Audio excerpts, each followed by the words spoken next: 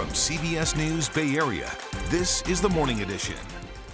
President Trump's tariffs have just taken effect around the world after 2 days of heavy losses in the stock market. Tariffs from other countries are likely to hurt California's agriculture industry, but not all business owners are completely downbeat. We might have a little sweating to go through here right now, but the end result is going to be their positive. We meet a cattle rancher looking at a silver lining to the tariffs. And a polarizing proposal to build up in several San Francisco neighborhoods. Why some neighbors say it's the only way to address the housing shortage. If we don't allow housing to be built in a site like this, where are we going to build it? We are looking at a beautiful weekend of weather all across the Bay Area. I'm looking forward to it. I hope you are as well. That's all ahead of more chances for rain. I'll let you know when you should grab that umbrella coming up. Well, good morning and thanks for starting your day with us. Today is Saturday, April 5th. I'm Kelsey Thorne. Of course, we're joined by meteorologist Zoe Mitz. So Zoe, it's been beautiful this week. So lovely out there. Yeah. Yesterday for the home opener of the Giants, it was gorgeous. I wish I could have been there last night, or yesterday afternoon, I should say. But tonight, I will be heading to the game and I'm very excited. Oh, yes. Hopefully the weather is good for you then. Oh, it's going to be gorgeous. That's why I'm heading there. I mean, it's going to be lovely out there all afternoon and evening long, and into tomorrow, also beautiful conditions. So any outdoor plans you have this weekend, you should be good to go. Even right now, it's kind of setting the stage, just letting you know that we're already warmer than we were yesterday. We're sitting in the upper 40s to low 50s across most of the Bay Area. Pretty mild and definitely warmer than just 24 hours ago, by anywhere from a couple of degrees closer to our coastal communities to upwards of 5 degrees across parts of our inland areas. So again, starting off the day on a warm note, and by the afternoon, we'll all be warming up to above average, especially compared to what we felt earlier this week. It is definitely going to be a lot nicer out there. Mid-70s across our inland locations, even upper 60s here in San Francisco. Again, gorgeous conditions are on the way all across the Bay Area today. There is going to be a little bit more cloud coverage, especially in the earlier parts of our afternoon hours, but the cloud coverage quickly going to clear, and it's going to be upper level thin clouds, so you'll be able to see through it, and you'll need to grab those sunglasses. You'll be wanting to keep those sunglasses handy through tomorrow, but like I said, rain is on the way, and I'll let you know exactly when you can expect it and how much to expect coming up in just a bit. Back to you. Awesome. Thanks, Zoe.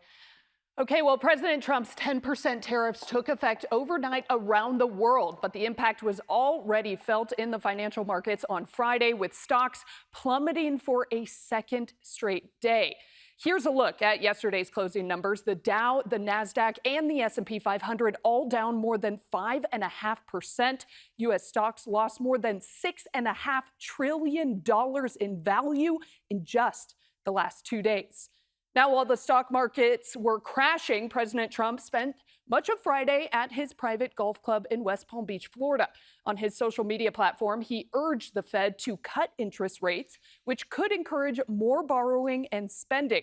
But Fed Chief Jerome Powell says the Fed is staying put until the full impact of the tariffs is clear. In addition to the baseline 10% tariffs that just kicked in, reciprocal tariffs go into effect next week, and China is already retaliating with a 34% tariff increase on U.S. goods. Now, there are fears that the trade war could raise prices on some basic items, including groceries. Businesses and customers are reluctantly gearing up. Well, it'll raise our costs for sure. Pretty much every section in the store has a foreign item in it. Going to have to make judgments about how much you buy and portion control. Agriculture will likely be one of the first industries to feel the ripple effects of the tariffs, and California farmers are worried the losses could be in the billions. But Jim Warren, a cattle rancher from San Benito County, says foreign tariffs on American beef have made it difficult for ranchers like him to make inroads into their markets. He believes the short-term hurt will give way to a huge long-term gain.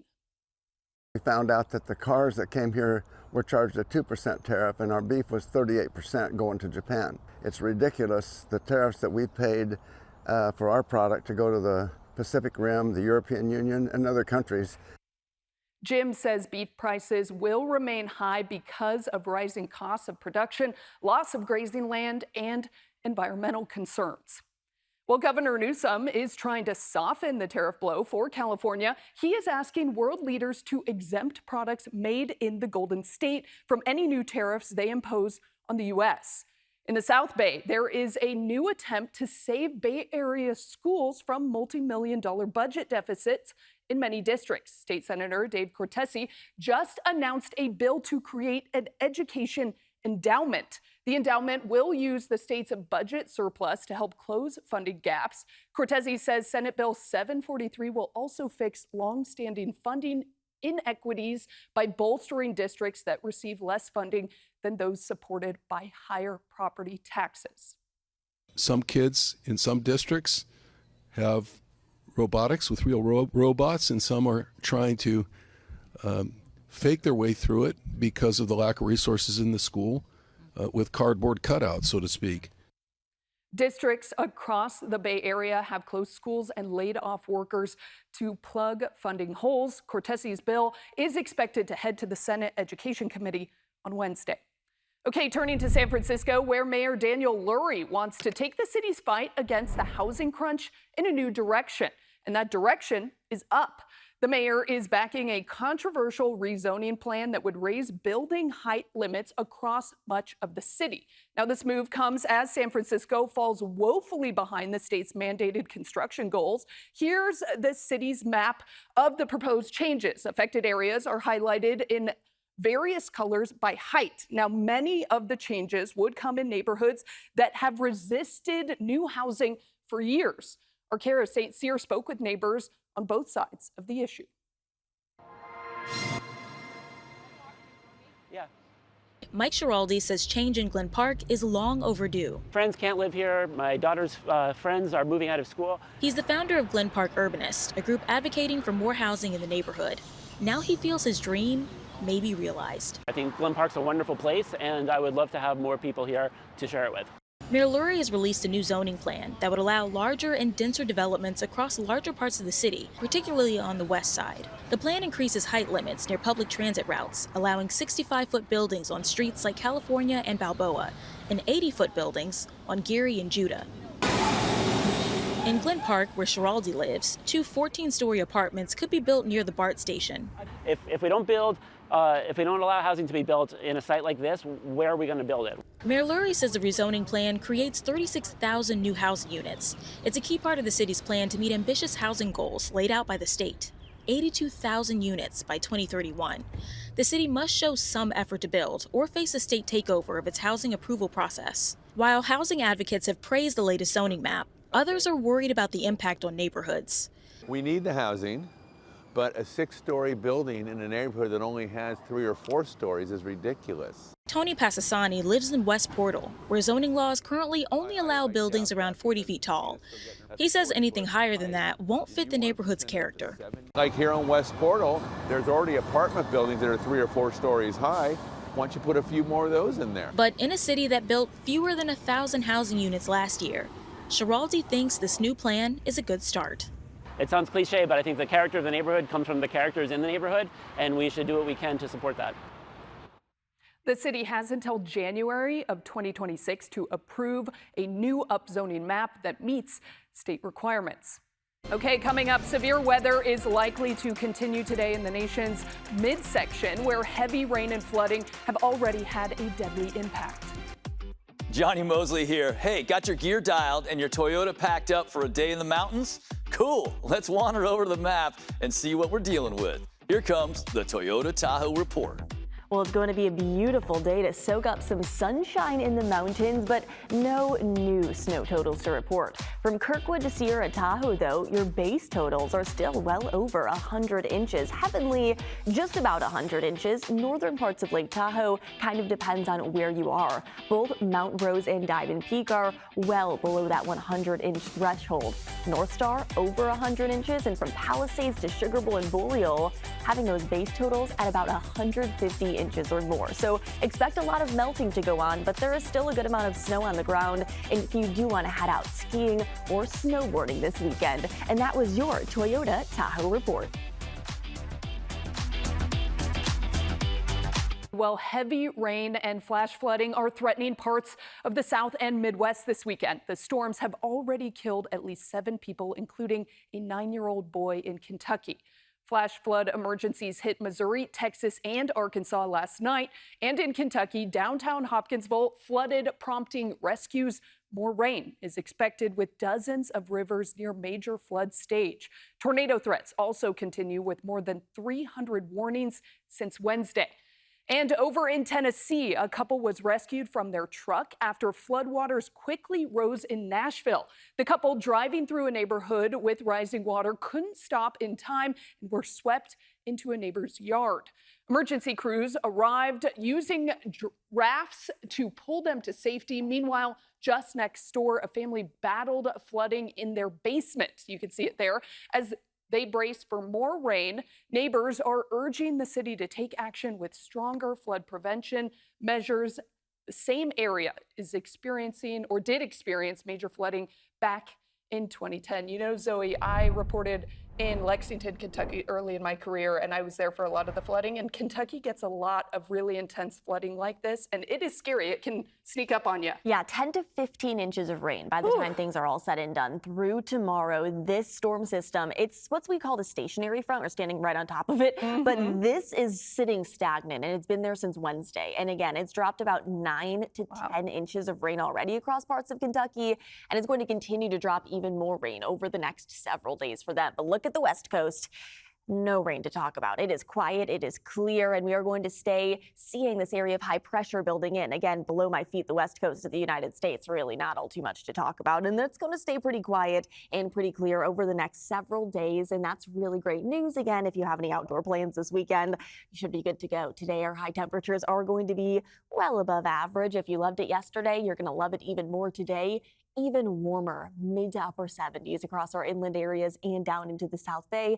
We'll be seeing our North Bay communities even in the mid to lower 70s, and here in San Francisco, upper 60s. It's going to be gorgeous out there, even with a little bit of upper level cloud coverage that is going to be here to kick off the day. It's going to stick around into the very early parts of the afternoon before those completely sunny skies return. By the time that we step out tomorrow, very similar weather will be on the way. So today, tomorrow, both going to be kind of a rinse and repeat of each other. Although tomorrow might be seeing a little bit more cloud coverage, especially closer to our coastal communities. So it might keep their temperatures a degree or 2 cooler, but still expect mid-70s tomorrow as well as today, as we are going to continue to see these quiet and dry conditions at least through tomorrow afternoon.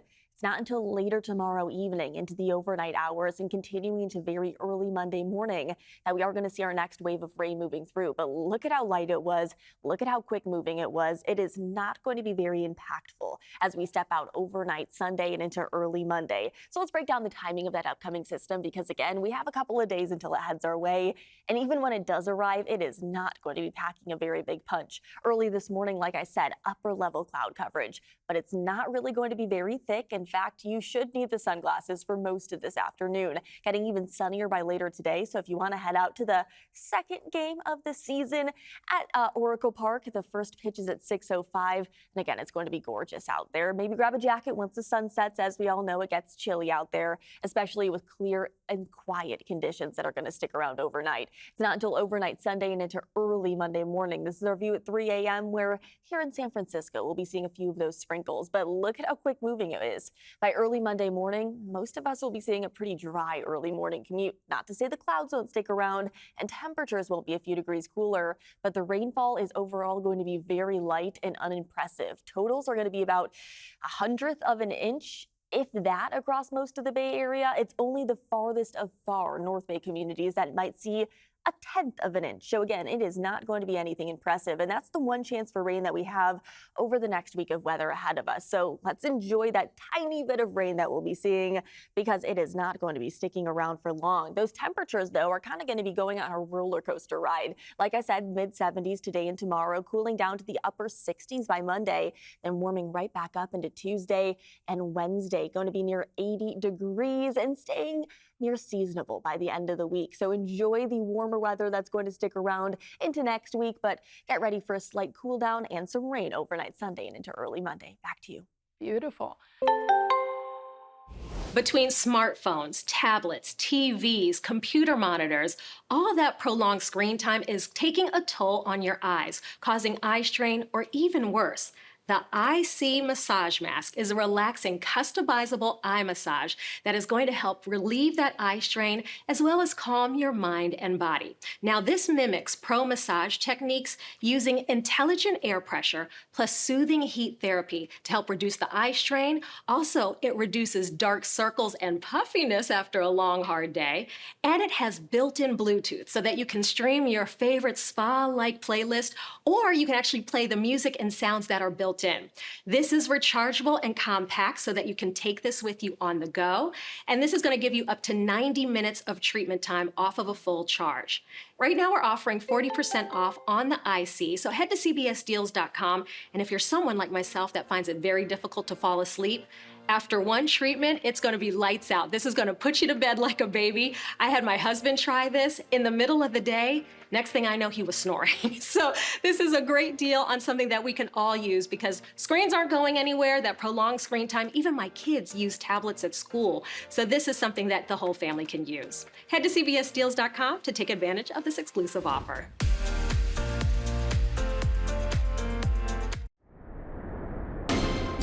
From CBS News Bay Area, this is the Morning Edition. Thank you for joining us. I'm Kelsey Thorad. We are going to kick off this half hour with our meteorologist, Zoe Mitz. Zoe, we were just talking about how nice it is outside. So You're going beautiful. to the Giants game later. I'm very I jealous. am. Yeah. Every Very time I excited. go, the weather is bad. So you get to go on the sunny day. Well, you have to plan out the days I know. that you go on the days that it's going to be nice. I'm going to look to see me if they next got an time. extra ticket. Yeah, I'll meet you there. Next day that you're free, call me up, say it's going to be nice, should I go? And I'll let you know. I'm be your gonna do personal it. meteorologist. I mean, I'll be everyone's personal meteorologist. Email me, reach out to me on social media. I'll let you know what the weather's going to be like. But I can guarantee right now it's a gorgeous start to our morning, and it is going to be a beautiful weekend all across the Bay Area. We're already starting off on a warmer note compared to yesterday by about 5 degrees across a lot of the Bay Area, as we are seeing a beautiful sunrise to kick off our day. Just a little bit of cloud coverage out there as there's a swirling low pressure system that's sitting off the coast of Canada, and it's ushering in a little bit of cloud coverage, but it's upper level cloud coverage. It's not going to bring us any chances for rain, even though it looks like there's a little bit of activity off the coast.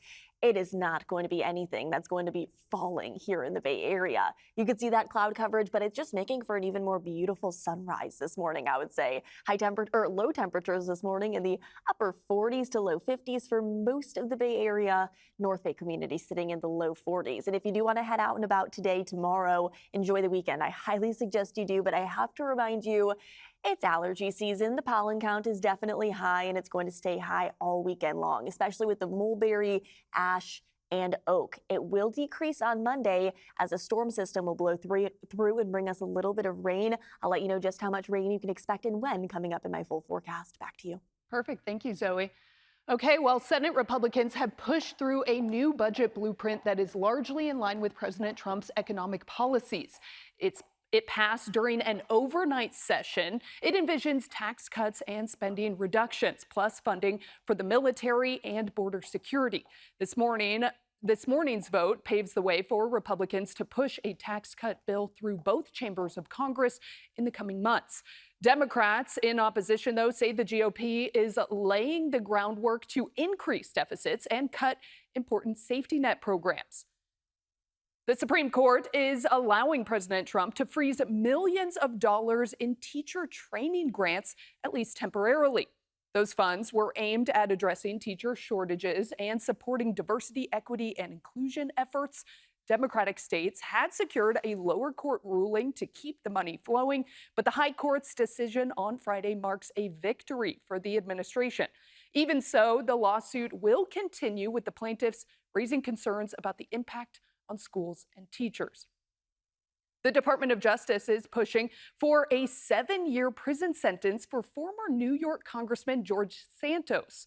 Prosecutors say Santos' fraud and identity theft convictions warrant a significant sentence after his deceptive campaign tactics and theft from vulnerable donors. Santos's defense team wants a lighter 2-year term, citing his lack of prior criminal history and his personal responsibilities. A judge will rule on his sentence on April 25th. Santos was expelled from Congress in 2023 after his financial crimes were exposed. The U.S. military's offensive against Houthi rebels in Yemen has already cost nearly $1 billion, apparently with limited success in crippling the group's operations. The U.S. campaign has used missiles and bombers since March 15th, but the Houthis, backed by Iran, continue to target ships in the Red Sea and also shoot down drones. Despite the mounting costs, the Pentagon may need additional funding, although the operation faces bipartisan criticism. President Trump says the strikes will continue until the Houthis stop their attacks. And coming up, as President Trump takes aim at the Presidio, a historic local tribe is hoping they can take advantage as they fight for federal recognition. Why isn't there an Indigenous person, an Ohlone representative here? We are the first peoples of these lands, and we're still here. Plus, the story of an actress on a mission to save an underwater California treasure from fishing nets that needlessly kill hundreds of thousands of sea creatures. Well, San Francisco's Presidio has been transformed from an army base to a national park. But early in its history, it was home to the Muwekma Ohlone tribe. And now that President Trump has issued an executive order aiming at scaling back the Presidio Trust, members of the tribe see an opportunity to regain ownership of the land. Suji Nam talked with them about what's next.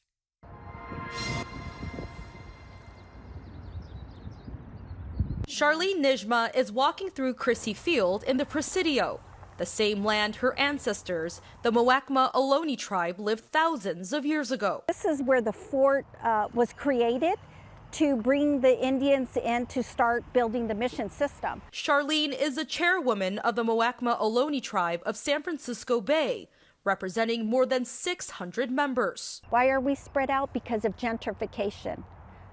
We're spread out because people have moved us around. She is fighting to restore ownership of the Presidio back to their tribe in the wake of President Donald Trump signing an executive order last month to drastically reduce the functions of the Presidio Trust.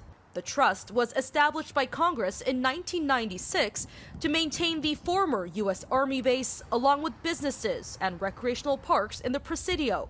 It has been financially independent from the government since 2013. Why isn't there an Indigenous person, an Ohlone representative here?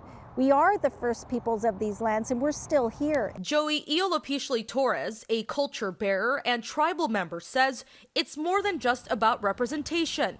It's about keeping the legacy of their ancestors alive. The areas of this village waterline was the trade route. Before anything, we had relationships.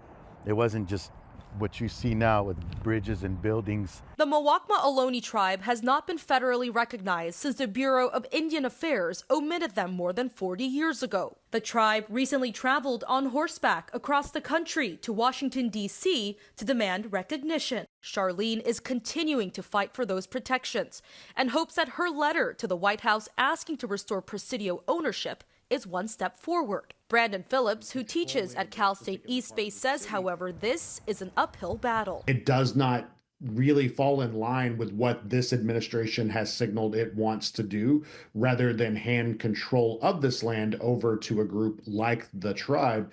It would be more likely that the Trump administration would want to find some way to generate revenue off of this land. He adds there will be more legal action. I would anticipate that the first action is going to be court action. This is going to go to the federal courts. Charlene and Joey say, however, they won't lose hope. I will stay with the hope that we have that one day we will steward these lands. Through their voice, they hope to keep the history of the Muwekma Ohlone people alive. Now, Suji did reach out to the Presidio Trust. They said no to an interview, but did say they are not receiving any federal money, so they are not costing taxpayers anything. Well, you know, it is, I guess, a beautiful day today, Zoe, to go out to the park, yeah, the Presidio area. No matter where you're going, it's going to be gorgeous. And normally I'm a big proponent of staying in bed, especially on the weekend and days you can sleep in. But this sunrise this morning is so beautiful. Hey, you're the one going to a late Giants game. Yeah, so you're gonna be tired I'm going to take a nap this afternoon. But at least I would say wake up early this morning and open up the windows. At least enjoy the sunrise because it's so gorgeous out there. The colors are fiery. It's just setting the stage for a beautiful weekend ahead of us. I hope you all can get out and enjoy it as an area of high pressure is building overhead. You notice this big swirl of cloud coverage. That's a storm system that's impacting Canada and the far Pacific Northwest. But for us here in the Bay Area, all we're seeing is just a little bit of cloud coverage. And that's all we'll continue to see throughout this weekend before a little bit of rain heads our way late Sunday night and into very early Monday morning. But when I say a little bit, I really mean a little bit. Right now, though, it is quiet, it is calm, and it's comfortable out there. Temperatures in the upper 40s to low 50s across most of the Bay Area. Compared to just 24 hours ago, everybody is feeling at least a couple of degrees warmer. Again, it's just setting the stage for an even warmer afternoon of weather all across the Bay Area. If you thought yesterday was lovely, today is going to be even nicer with mid-70s across our inland areas, up into the North Bay and down into the South Bay. Even our coastal communities are going to be in the 60s and upper 60s here in San Francisco. So overall, doesn't matter where you are, from Morgan Hill all the way up to Napa and Santa Rosa, it is going to be in the 70s. Lovely weather out there, and those lovely conditions are actually going to stick around into tomorrow as well. Tomorrow, if you love today, is going to be just as beautiful, even with a little bit more cloud coverage tomorrow afternoon. Temperature is still going to be above average in the mid-70s across our inland areas, maybe a degree or two cooler because of the cloud coverage, and then 60s closer to our coastal communities. Again, that's all ahead of the chance for a little bit of rain that's not going to move in until late Sunday night and continue into very, very early Monday morning. But like I said, it's a quick mover. It is very light rainfall. If that, most of us, in fact, in our South Bay communities are going to be remaining dry. So let's break down the details of that upcoming system because it's going to be, again, not crazy impactful, but we'll take whatever rain we can get. Right now, not looking at any of that activity. It's not going to arrive tonight. So again, a great night to head out to the game, to enjoy some sunshine and some beautiful conditions. Even with a little bit of cloud coverage this morning, again, those clouds should clear by the afternoon. Maybe just a little bit of coastal fog. More cloud coverage will arrive tomorrow, though, ahead of that storm system that will drop the most rain across our North Bay communities. But the farther south it goes, the drier it's going to get. So in the peninsula, maybe about 3 a.m. we'll be seeing a little bit of rain, but our South Bay community is likely going to miss out on a majority, if not all of the action on Monday. Monday afternoon, you'll be seeing those clouds sticking around, but again, maybe an isolated drizzle across the North Bay, but it's really not going to be a very impactful system on Monday. It's just going to be bringing maybe our farthest of far North Bay communities a 1/10 of an inch. The rest of us only going to be seeing about 1/100 of an inch. And that's going to be, again, the one day that we have to see rain over the next 7. We are going to be seeing warming up conditions through Tuesday and into Wednesday. By Wednesday, we'll be near 80 degrees across our inland areas, staying pretty warm through Thursday before gradual cool down heads our way Friday and into the upcoming next weekend. But overall, look at the beautiful sunrise. Again, get out and enjoy some lovely conditions before the rain heads our way late Sunday night. Back to you. That's my kind of weather. Thanks, Zoe. Okay, well, in this morning's Project Earth, most Californians have no idea that a controversial fishing net is still used off our coast. Experts say these mile-long nets catch and needlessly kill hundreds of thousands of sea creatures. But now an ocean conservation group is fighting back. Itai Hod explains. Catalina Island, just 22 miles off the coast of Los Angeles, is about an hour's journey by boat. Here, rolling hills meet pristine beaches, and Avalon, its only incorporated city, hums with the quiet charm of a bygone era.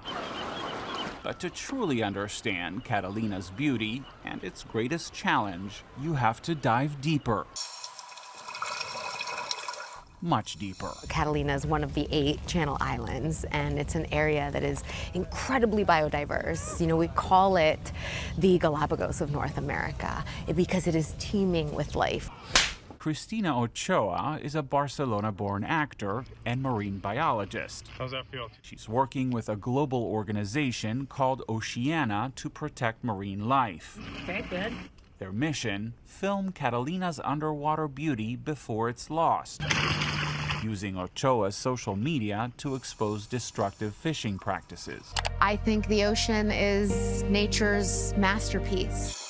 With thousands of plant and animal species, including 60 found nowhere else on Earth, Catalina is a world-class diving destination. Yet scientists warn this underground paradise faces a growing threat as the delicate balance between nature and modern life becomes harder to maintain. At stake, Catalina's kaleidoscope of life, from vibrant kelp forests to species still being discovered. We're just scratching the surface of the diversity here. Jeff Chester is Oceana's senior scientist. He says one of the greatest threats comes from gill nets, nearly invisible walls of mesh used by commercial fishermen that each stretch over a mile along the ocean floor. These nets kill not only fish, but whales, sharks, and other species critical to the ecosystem. According to federal fishery observers, 64% of animals caught with set gill nets are discarded. Although California voted to ban them decades ago, a loophole allows them to be used in the waters around the Channel Islands. These nets are basically just walls of death. Chris Voss, president of the Commercial Fishermen of Santa Barbara, argues that bycatch, the unintended capture of non-targeted species, is incidental. He warns that banning gill nets could further harm the industry, already struggling to stay afloat. Their space is highly restricted already. And if you restrict it further, you will definitely put this handful of individuals that are still in this fishery out of business. Ochoa sees it differently. If we don't protect this, there's going to be nothing left. Trading the red carpet for the deep blue to save an underwater world that's more than ready for its close-up. Coming up, celebrating music and culture through folkloric dance. Meet the instructors passing on their love for the art form. Alameda County has now started building a new firefighter training center. Fire officials say their old training tower was outdated. The new training center will open on Gleason Drive in Dublin, right next to Fire Station 17. The 3.2-acre facility will include a classroom building, a 576-square-foot utility yard, and a 5-story training tower, fire officials say. The new facility will help firefighters better protect the county. Training props and components to enhance the training experience for our veteran firefighters, our new recruits, our rescue specialists, our hazardous materials responders, and it'll provide opportunities for training exercises with our regional partners across Alameda County. The training facility is expected to open sometime next year.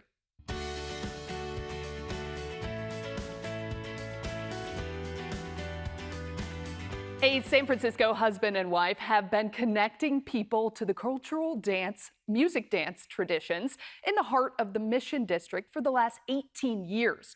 Sharon Chin introduces us to this week's CBS News Bay Area Icon Award winners.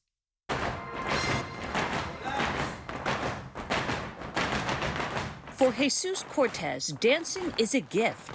And we were so happy to found it and to bring it to the community. Along with his wife, Ariane, Jesus runs the Cuicacali Dance Company, the program they've directed for 18 years. They find their rhythm as a team. I'll come up with these musical ideas, and he'll have these steps to go with them. And that's something really golden and very hard to find.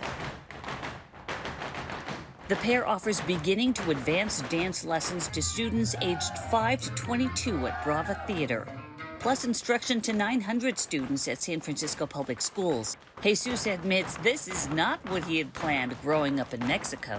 I really was looking forward to play soccer, but my mom said that I need to learn a discipline.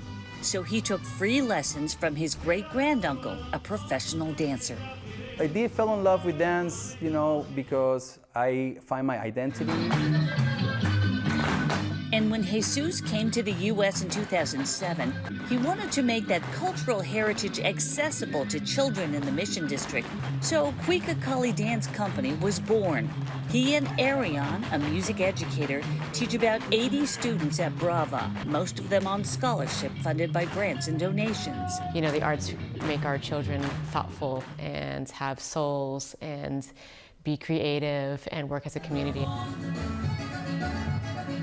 Students step into Mexican folk dance, hip-hop, and even a fusion of classical and contemporary. Laura Padilla enrolls her 2 kids for the connection. It's them embodying who they are through dance.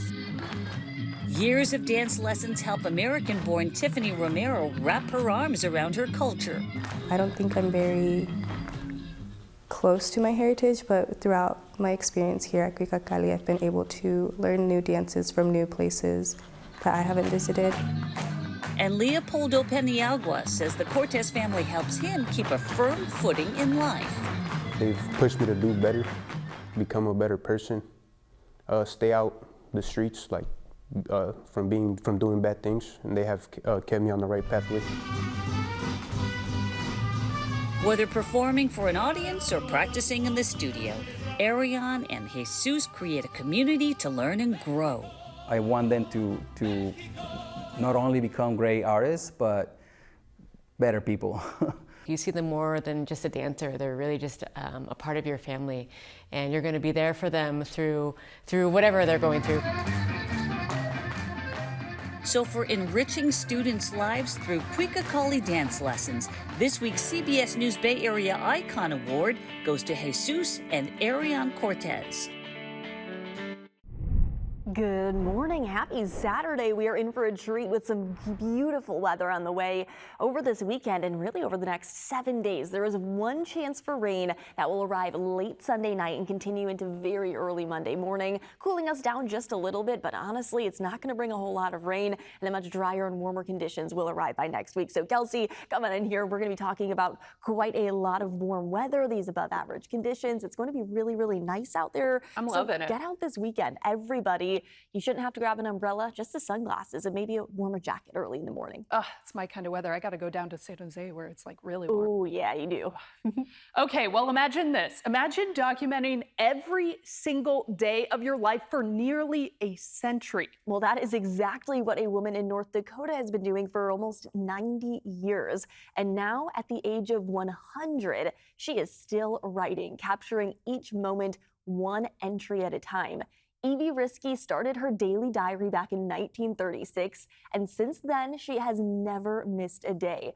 From her childhood to her marriage and through monumental moments in history, Evie has written it all down with more than 33,000 entries. Her journals document everything from mundane details to world-changing events, including the attack on Pearl Harbor and 9/11. This is my mom's cedar chest. Most of the diaries are right here. Grandmas were at our place, and Clarence walked from Monte Almas this morning. That was the first entry, 1936.